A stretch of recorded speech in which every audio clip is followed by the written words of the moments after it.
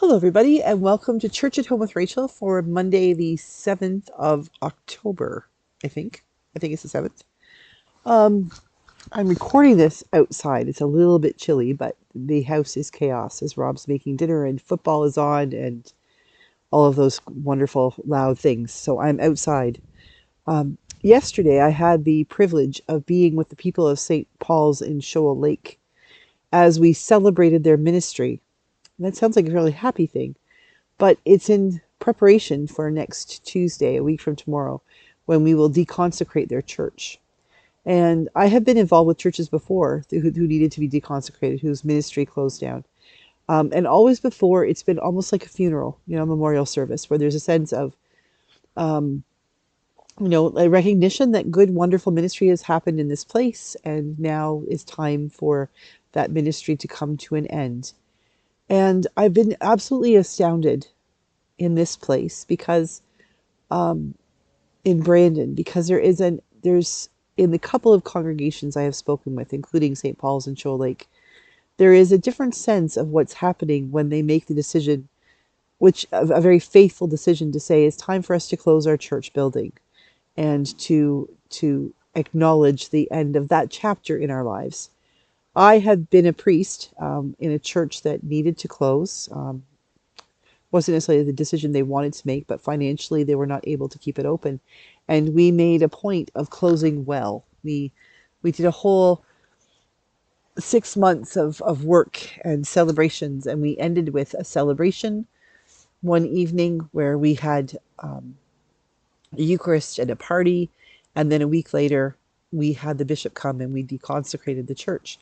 And so that is how I am choosing to offer the process, I guess I would put it, as the bishop in Brandon, that the deconsecration is not the only thing that we do. We have opportunity to celebrate the community, to celebrate the ministry of the church. And then for those who are able, who want to come to the deconsecration, which is a very difficult and sad, very moving and beautiful, but difficult and sad service. Those who feel they cannot come to that or could not participate in that don't have to. They've had one last opportunity to celebrate and sing and be joyful in their church. And yesterday, when I was at Shoal Lake, very much prepared to preach a sermon about endings and beginnings and things like that, it occurred to me that this was very much a different way of looking at things. It was more of a downsizing, the way our parents and grandparents needed to do things like finally sell the family farm because they needed to move into town, or moving from the house into an apartment or the nursing home, where we have to take the time to take stock of what we have and figure out, we can't take it all with us. So which parts are important and which parts are we just going to hang on to as memory? But we still take our ministries, who we are, with us. And the people of St. Paul's Shoal Lake participate in things like Meals on Wheels, and they have a nursing home service that they participate in, and other ministries where they're recognizing that just because there's no Anglican church building in which church liturgies are happening doesn't mean that Anglican Christian ministry isn't continuing to happen. And so I preached instead on that downsizing and what it means to continue your ministry in a new way. And I think that's really quite helpful. I think it was a good way of looking at what we're doing. And I'm wondering a lot lately about the ministries of the church and the liturgies. We are so wrapped up in the church, in the Anglican church anyway, about our buildings and the legacies that we have. And the fact is that the ancestors who went before us, the generations who went before us, who often, especially in Canada, in many places, left money, left parts of their will to the church. They encouraged us by sharing with us in giving us gifts to make sure that the roof could stay on or the stained glass windows would be beautiful, and things like that. But like, I think probably as I prepare in a month to go off to Canterbury in England, when you look at the old castles and things and realize that those families are no longer able to run them, like to put in heat and hydro and up to date sewage systems and all of those things, that takes money that they don't have. Not that the people who left them to them generations before did them a disservice, just life has caught up with those buildings, and the finances of the people who own them didn't. And so they look at new things. The Archbishop of York was telling us about the palace that he lives in. And the fact is that he and his wife live in an apartment at the top of the palace that used to be, that would be for the where the help would live. And that the other parts of the palace are used for tourism, but also for the offices and other parts of the Anglican Church in the Diocese of York, the Archdiocese of York, where they have people who work there, like dozens of employees who call that place their daytime home as they work. We need to look at repurposing our buildings and recognizing how they can be used. And in Canada, ours aren't hundreds of years old. Some of them are 100, 150, maybe even 200 years, not hundreds, like not centuries old. But we are also recognizing that our congregations, regardless of how big or small they are, can't keep up with the insurance, the heat and hydro, the keeping them. Some of them don't have running water, and so like bathrooms and things like that. This was a church that it did have running water, which they were very careful about. But it was a church that they never locked the door. When I mentioned to the wardens that when after we deconsecrate the church, we'll have to lock the doors on the church, they were surprised because they hadn't thought of that. They'll have to figure out how, because the church had never been locked. The question becomes then, how do if a church in that community had never been locked, that meant that the people knew they were welcome to go in and pray, to find a place to cuddle up in the fierce storm, to go in and who knows what they did. Maybe they would sit and have coffee with friends, or just find a gentle place to be when there was nowhere else to be. And now that place will not be there. So the question becomes, how do we as communities do that?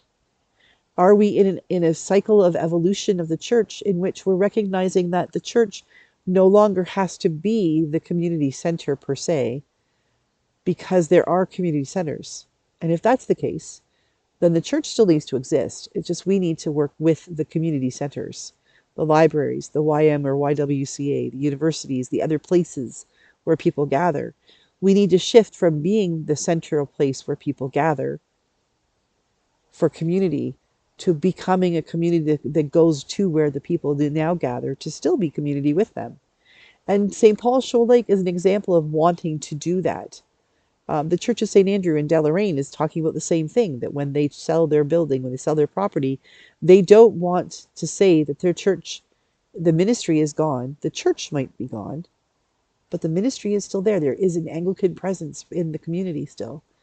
And I think that's a challenge to all of us, a challenge to all churches everywhere, that we need to figure out how we can be relevant in a community, how we can be giving the gift of the love of Jesus Christ, the gospel, lived out by our hands and feet and in our mouths and from our hearts in ways that are different than what we've done for the last 50, 100, 150 years. This is natural. It's like downsizing. We all grow up, and at some point we know we can't take care of the big house and the big lawn, the big gardens and the big fields.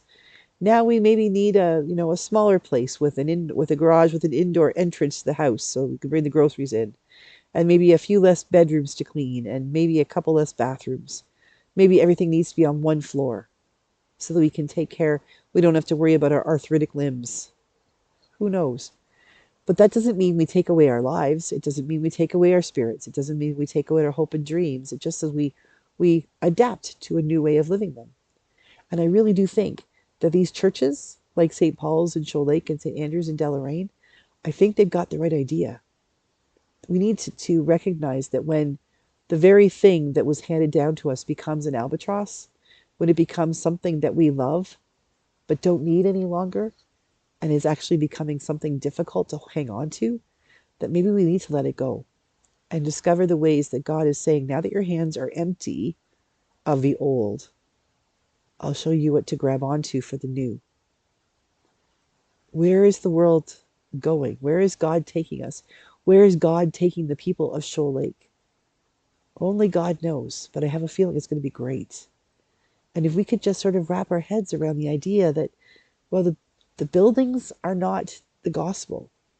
The gospel is the good news of Jesus Christ as we share it and live it out. And for a long time, we lived it out within the buildings. But now the buildings are crumbling around us, and we need to be okay with that in due time. For some people, like these pioneers at St. Andrew's and at St. Paul's, they are they're they are moving forward in a new and good way. Now it's up to us to get out of their way, to see how they do it, to encourage them, but also to learn, so that we too, when the time comes, can let go of the crumbling shells that are around us, that we might be free to share the gospel with the world around us as well. Just something to think about. Have a great day. God bless. And I'll see you again tomorrow for Church at Home with Rachel.